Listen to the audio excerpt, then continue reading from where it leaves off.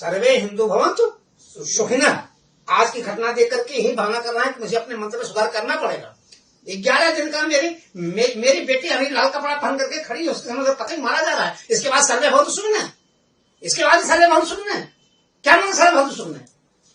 ओम शांति घर में बैठ कीजिए, लेकिन बाहर निकलिए तो बोलिए ओम क्रांति की आवाज होनी चाहिए। अब मुझे निवेदन है नरेंद्र मोदी जी से, अब मुझे निवेदन है मेरे गृह मंत्री से, या तो आप लोग हाथ में चूड़ी पहन लो, या तो हिंदुस्तान से मुसलमानों को पाकिस्तान में करो, या तो पूरा पाकिस्तान हिंदुस्तान में ला दो। अब हिंदुस्तान मुसलमानों को रहने की जगह नहीं होनी चाहिए, क्योंकि अगर वहाँ के मुसलमान उसका साथ न दिए होते तो निश्चित है वो सारे आतंकवादी आकर के हमारे 27 लोगों को हमारे। आपकी बहन होती तो क्या होता, आपकी बेटी होता क्या होता, आप घर के होते तो क्या होता। क्योंकि आपका बहन बेटियां है नहीं है, इसलिए तो कोई भाषा बोलने का आवश्यकता नहीं। निश्चित तौर से मैं निवेदन करना चाहता हूँ शायद पत्रकार बंधुओं से, एक मुहिम चलाया जाए, या तो देश का प्रधानमंत्री या तो देश का गृह मंत्री हाथ में चूड़ी पहने, या तो हिंदुस्तान को अखंड भारत घोषित करे और पाकिस्तान को हिंदुस्तान मिला दे, या हिंदुस्तान के सारे मुसलमानों को यहाँ से खदेड़ करके पाकिस्तान कर दे।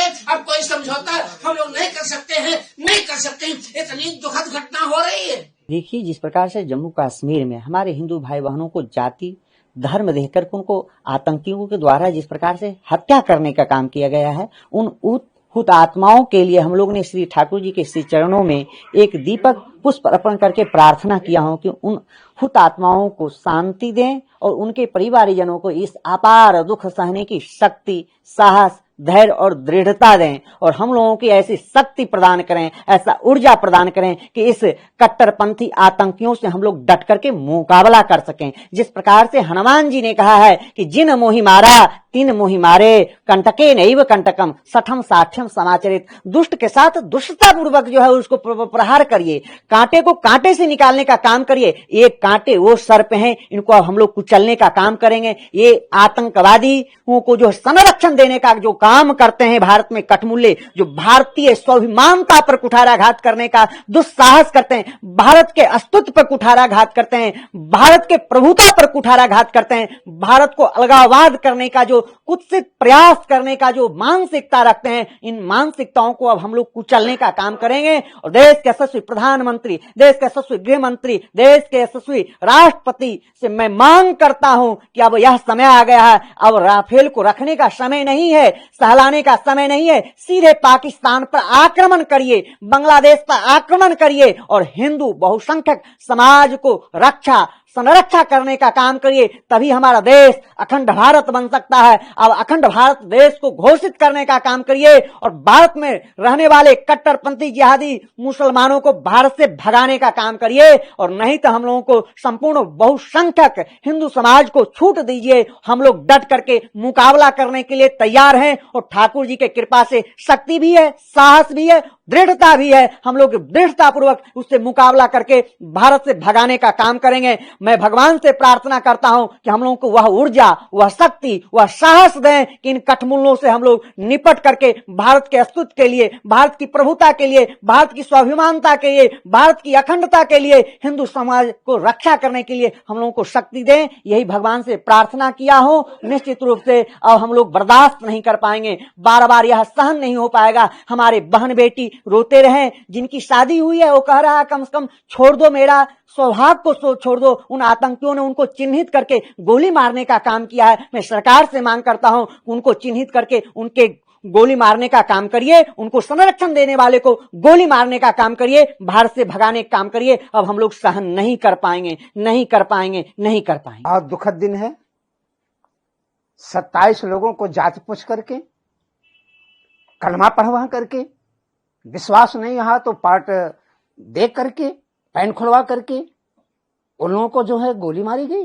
ये हिंदुस्तान में है और हम लोग बर्दाश्त कर रहे हैं। निश्चित तौर से वो घड़ी बहुत दुखद थी। वो सीन शायद आप लोगों ने देखा नहीं होगा, जब मेरी बहन हाथ जोड़ के खड़ी हुई थी, जिसके माथे पे अभी 10 दिन का सिंदूर लगा हुआ था। वो पूछ रही थी, भैया मेरा क्या दोष है, आप मेरे पति मार रहे हो, अभी तो मेरा विवाह हुआ है। उन लोगों ने उसे पत्नी के सामने पति के सीने में, मस्तक में गोली मार करके धराशायी कर दिया। हम कब तक बर्दाश्त करते रहेंगे? हमारी एक सीमा है। 65 करोड़ हिंदू अभी 1 महीना कुंभ में रहे हैं, कहां सो गए हैं?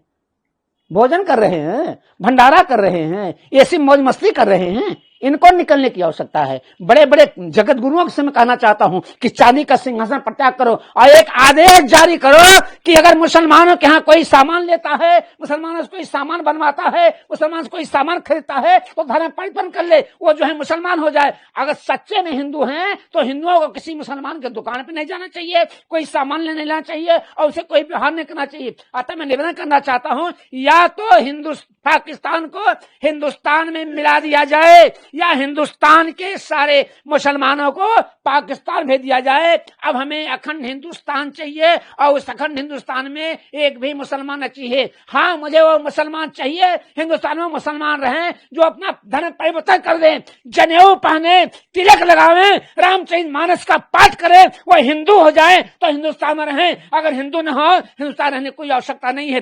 देश के गृह मंत्री से, देश के प्रधानमंत्री से मेरा निवेदन है, यदि आपके बस की बात नहीं हो तो आप बैठ जाइए, कुर्सी का परित्याग कर दीजिए, परित्याग कर दीजिए। हम साधु संतों से बोलिए, महाराजा लोग ने पटिए, हम 67 करोड़ साधु महात्मा हिमालय की गुफाओं को छोड़ करके आज उधर से निकल करके आज कूच करते हैं। अब हिंदुस्तान में कोई मुसलमान नहीं रहने पाएगा। अगर मुसलमान रहेगा तो हिंदू बन के रहेगा, मुसलमान बन के नहीं रहेगा। शाम को 6 बजे मैं आह्वान करता हूँ, सरजू जी के किनारे या तो मेरी मौत स्वीकार कर लीजिए, इच्छा मृत्यु कीजिए, पार्टी का आदेश कीजिए। मैं अकेला जम्मू कश्मीर में जा रहा हूं मरने के लिए। अगर कोई संत हो, अगर कोई महात्मा हो, कोई वैष्णव दीक्षा लिया हो, वो अपने हिंदू